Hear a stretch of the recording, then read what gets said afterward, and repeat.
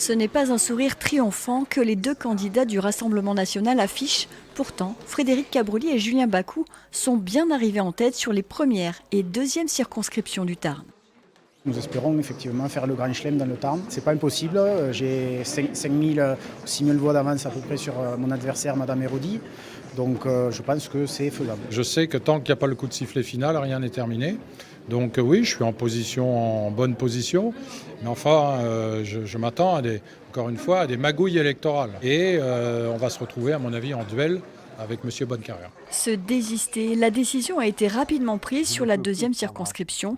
Pierre Verdier, d'Ensemble, l'a annoncé sur les réseaux sociaux. Comme je l'avais indiqué avant cette élection, et même si techniquement j'ai la possibilité de me maintenir, je vous confirme donc le retrait de ma candidature. Arrivée en troisième position, Margot Lapeyre du Front populaire se retire elle aussi, appelant les électeurs à voter Philippe Bonnecarrère, sénateur centriste du Tarn.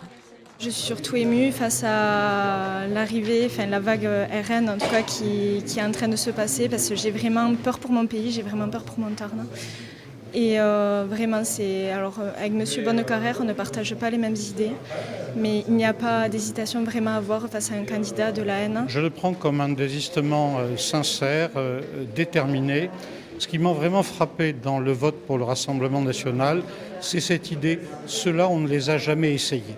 Je voudrais simplement dire à mes concitoyens que s'ils sont malades, à ma connaissance, ils ne s'adressent pas à un pseudo-médecin qui n'a jamais fait d'études de médecine et qui n'a jamais pratiqué la médecine. Sur le département, il ne reste qu'une seule candidate du Front populaire en lice, Karen Hérodi, déjà en campagne. C'est un choix de société entre le pire, les discriminations et une société fracturée contre la société que nous on propose, la société du respect de chacun d'entre nous et du vivant, une société inclusive et de partage. Les candidats sont donc en ordre de bataille, prêts pour le dernier tour dimanche prochain.